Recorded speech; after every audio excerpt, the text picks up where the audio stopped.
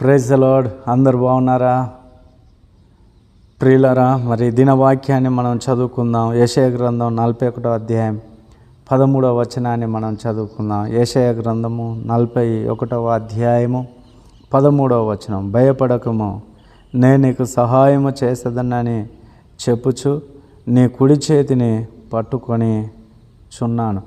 ప్రేమైన దేవుని బిడ్డలారా, దేవుడు చెబుతున్న మాట ఏంటిదంటే భయపడకు అంటున్నాడు.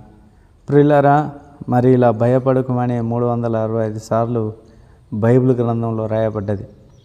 ప్రియులారా, అంటే ఈ దినాన రోజు చెప్పే మాట ఏంటిదంటే నీవు భయపడకు అనే దేవుడు మనతో మాట్లాడుతున్నాడు. ప్రియులారా, మన యొక్క జీవితం చాలా భయాందోళనతో మరి ఉంటుంది. కొందరు చీటి మాటికి భయపడతారు. కుక్క అంటే, పాము అంటే, ప్రియులారా మరి జంతువులంటే భయం. కొందరు బయటికి వెళ్ళడం అంటే భయం, ఒంటరిగా ఉండడం అంటే భయం. ప్రియులారా, ఇటువంటి భయంకరమైన ఆ ఫోబియాతో భయపడుతూ ఉంటారు. దేవుడు మనకు పిరికితనము కలిగిన ఆత్మని ఇయ్యలేదు, ఇంద్రియ నిగ్రహము కలిగిన ఆత్మని ఇచ్చి ఉన్నాడు. కనుక ఎన్నడూ కూడా మనం భయపడదు. మన భవిష్యత్తును చూసినప్పుడు, మన పిల్లలను చూసినప్పుడు, వారి జీవితంలో ఇంకా సెటిల్ కానప్పుడు, వారికి సంబంధాలు సరిగా రాక వివాహాలు కానప్పుడు, మన వ్యాపారం సరిగా నడవనప్పుడు, ప్రియులారా మనం నిస్సహాయ స్థితిలో ఉన్నప్పుడు, భవిష్యత్తును తలంచినప్పుడు మనకు భయం అనేది కలుగుతూ ఉంటుంది. మన జీవితం ఏమైపోతుందో, మరి మునుముందు ఎలా ఉంటుందో, మన ఆరోగ్యం కూడా మరి సరిగా లేనప్పుడు, అనారోగ్యము మనల్ని పట్టి పీడిస్తున్నప్పుడు మరి నేను బాగవుతానో బాగవను, ఇలా అనేకమైన భయాందోళన మానవుడిని పట్టి పీడిస్తూ ఉన్నది. కనుక దేవుని యందు విశ్వాసం ఉంచు. దేవుడు మనకు తోడై ఉన్నాడు.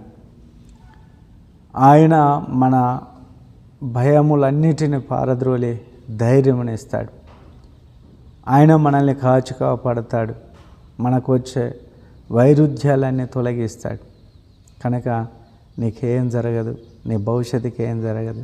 నీ పిల్లలకు మంచిగా చదువుతారు, వారికి మంచి ఉద్యోగం దొరుకుతుంది, త్వరలోనే మంచి సంబంధాలు వస్తాయి, నీవు నీ జీవితంలో స్థిరపడతావు, నువ్వు ఒక ఇల్లు కట్టుకుంటావు, స్థలము అన్నీ కూడా దేవుడు నీకు ప్రొవైడ్ చేస్తాడు.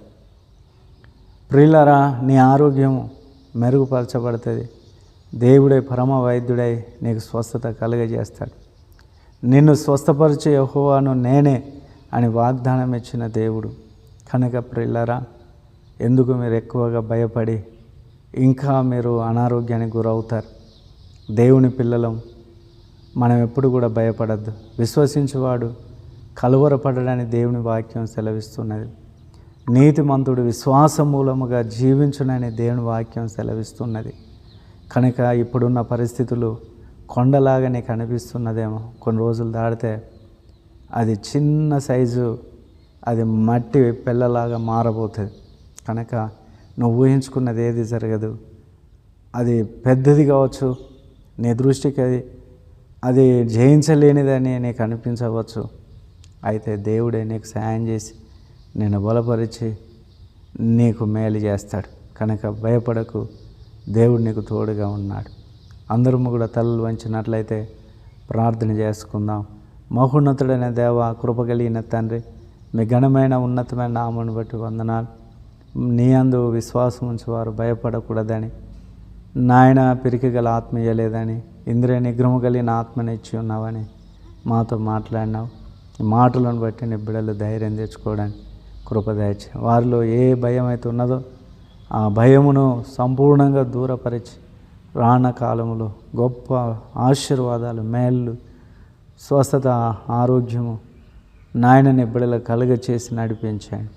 ఇదిగో ప్రభా, నీ ప్రియబిడ్డల ఆశీర్వాదం కొరకు ప్రార్థిస్తాం. ఈ దిన ఆశీర్వాదం కొరకు ప్రార్థిస్తాం. నీ బిడ్డలకున్న ఇబ్బందులన్నీ తీసివేయి, అప్పులు, ఆర్థికపరమైన ఇబ్బందులను తీసివేయి, ఆ అనారోగ్య సమస్యలను దూరపరచండి, ప్రతికూల పరిస్థితులను దూరపరచండి. ఈ దినమంతా కాచి కాపాడు నాయన. నీ బిడ్డలను ఆశీర్వదించి వారి పిల్లలను, వారి కుటుంబాన్ని వారి పనులను, వారి బిజినెస్, వారి ఉద్యోగమును సమస్తం దీవించి రాకపోకలు తోడేయండి. యేసు నామములో ప్రార్థిస్తున్నాము తండ్రి. ఆమెన్. Praise the lord.